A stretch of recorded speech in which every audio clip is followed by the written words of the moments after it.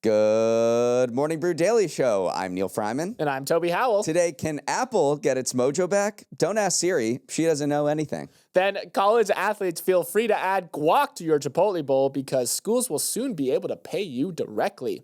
It's Monday, June 9th. Let's ride.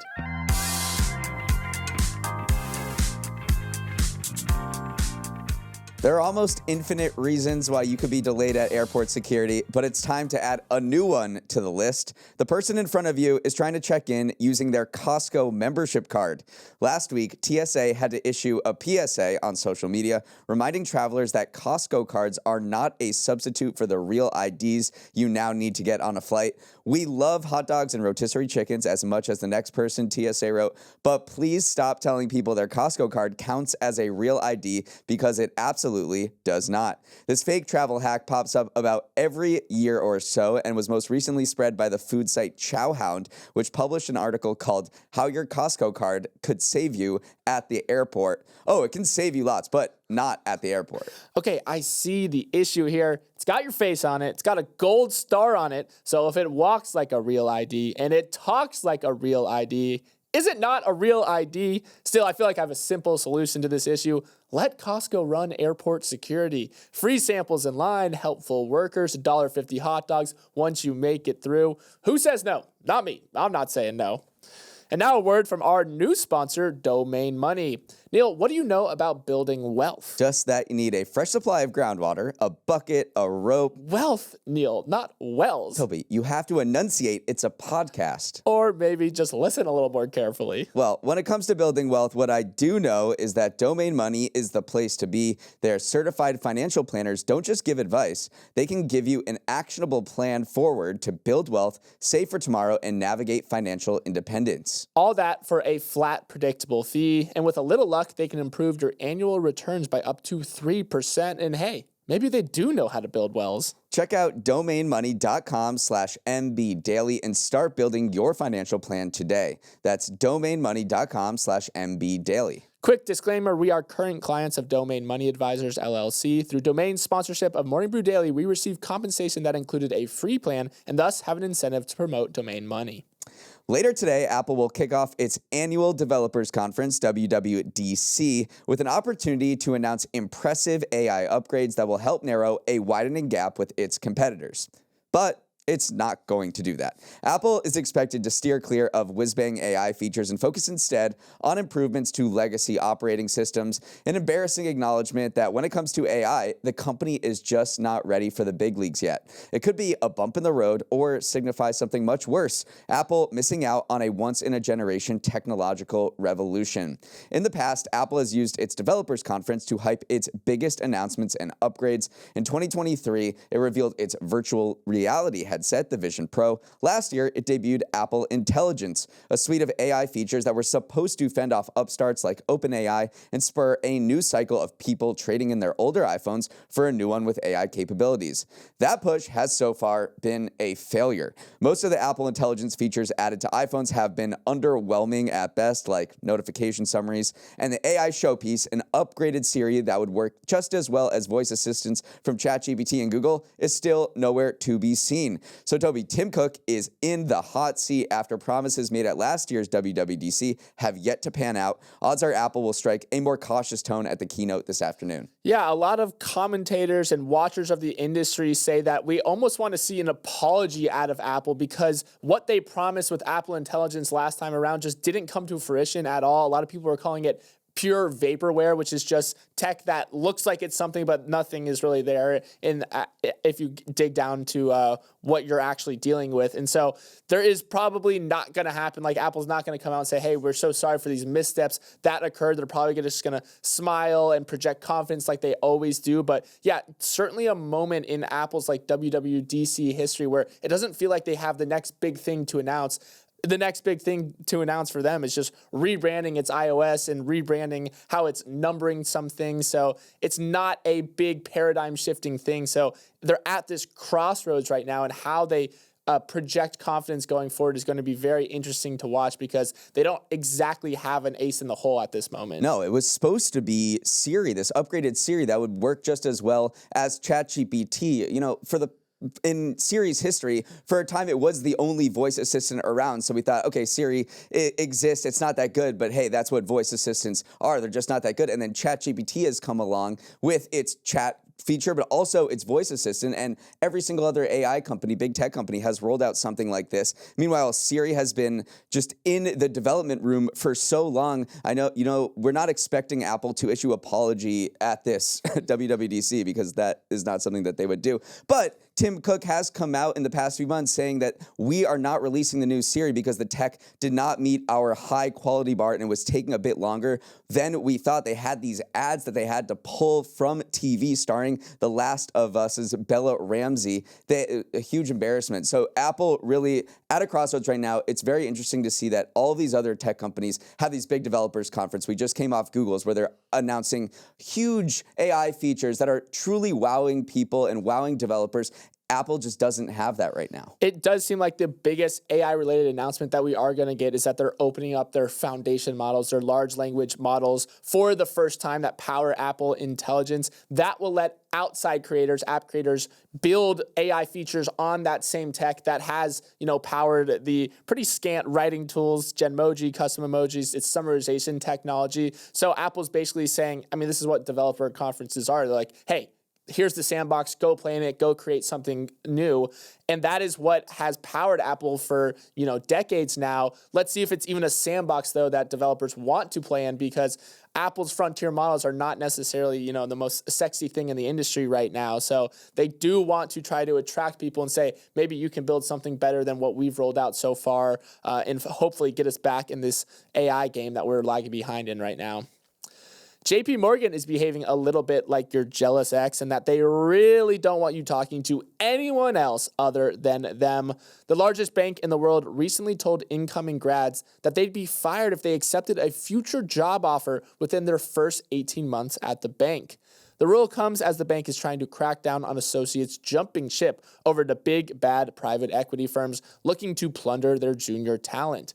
The bank didn't call out any industries by name, but the implication is that they want to crack down on PE companies' on-cycle recruitment periods, where firms hand out offer letters 2 years in advance of expected start dates, poaching new hires after they've grabbed some investment banking experience.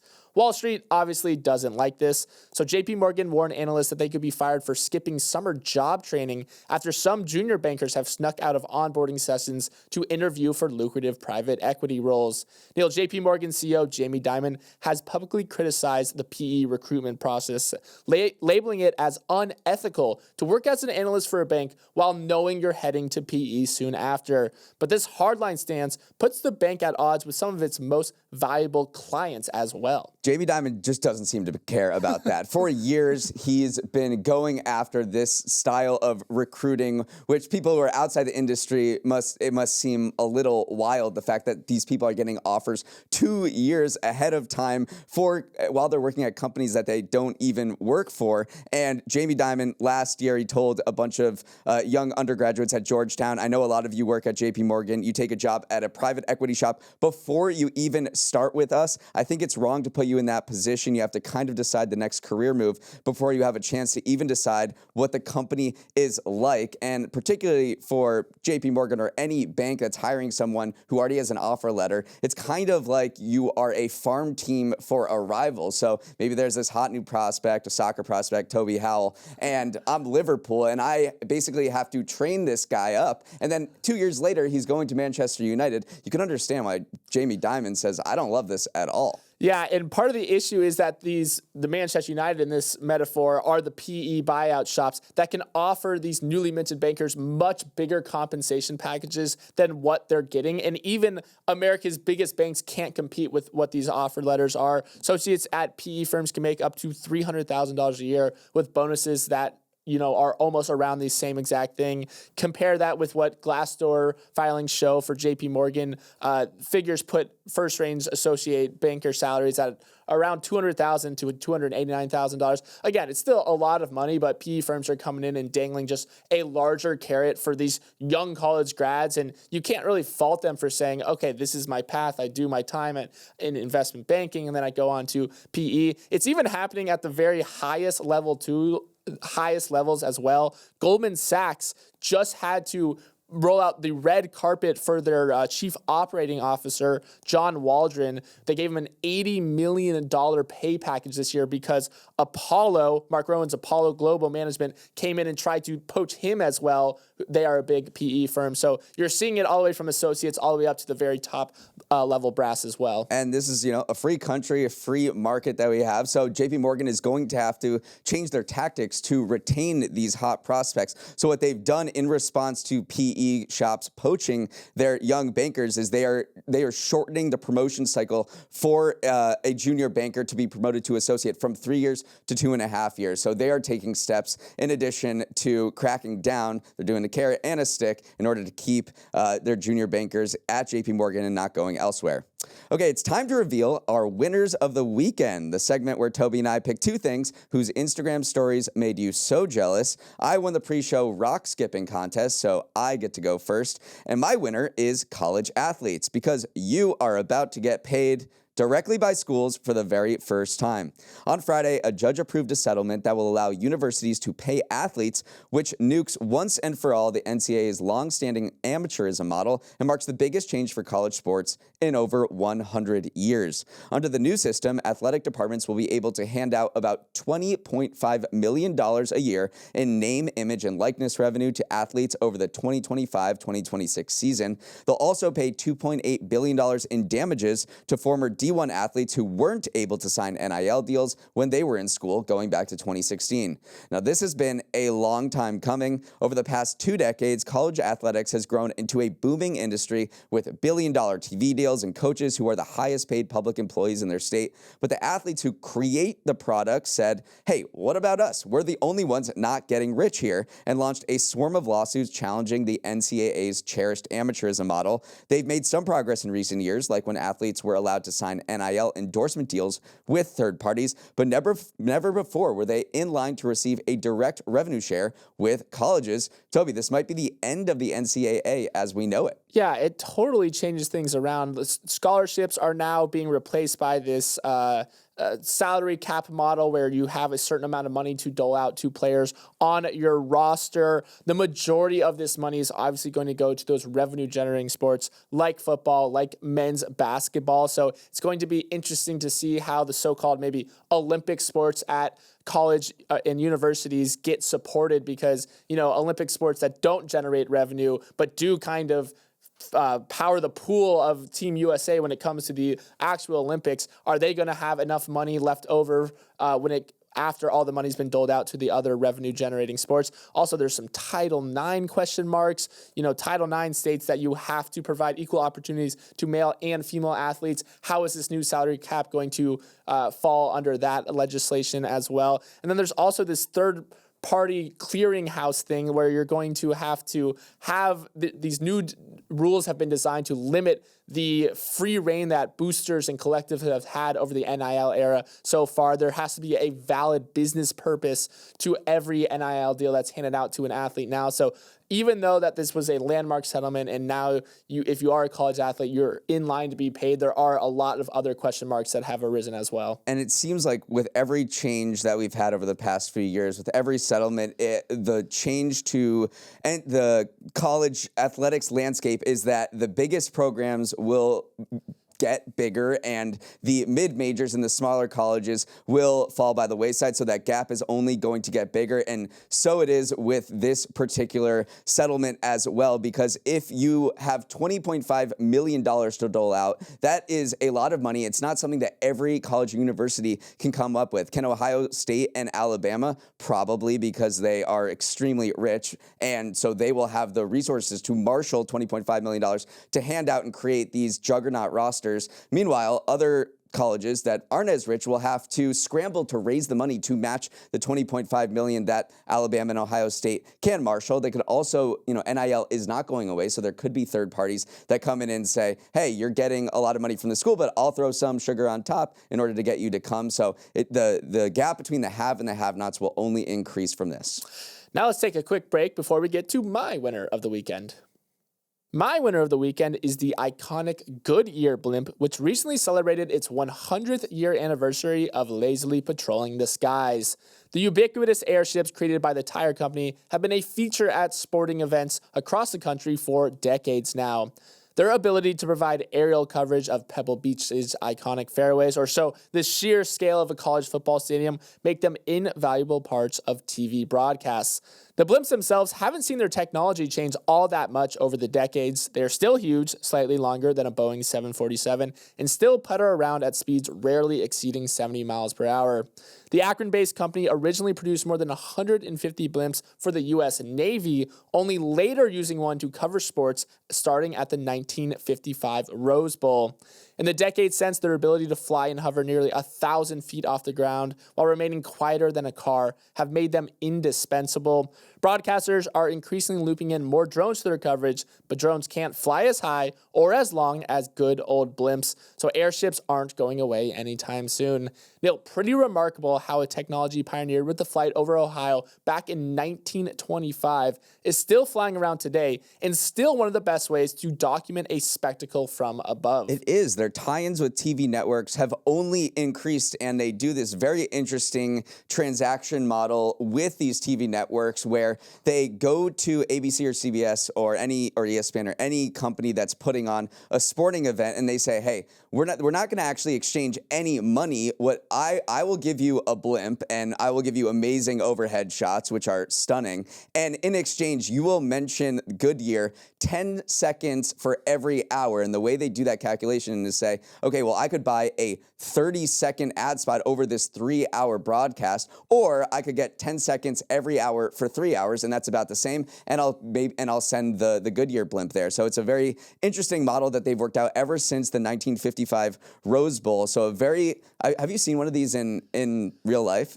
Not in person, I'm realizing. I have. They are majestic. Huge. Yeah, they are just hovering over there. They take up so much of the sky. They're almost a football field long. They are massive. It is just a really cool sight to see in real life. Yeah, people love these blimps too. I mean, it has its own Instagram account with over 160,000 followers. There are more astronauts in the world than there are people trained to fly the Goodyear blimp. So it is this weirdly elite club of pilots who know how to pilot these things around. They aren't quick. That's the funniest part about all of these is 70 miles an hour sounds like a lot, but in airspeed terms, that is not fast. They usually don't fly more than 300 miles a day. So they do have to have this calculus in the back of their mind saying, where do we bring our blimps? Because they have some obligations, but other times they just go where the spectacle is. And so maybe it's a college game day, maybe it's a golf tournament or something like that. But it is funny that they just have to putter around. They have these crews that work 2 at a time. They always have to have someone on call in case wind picks up because there's not exactly a great autopilot system. So just a fascinating piece of technology, fascinating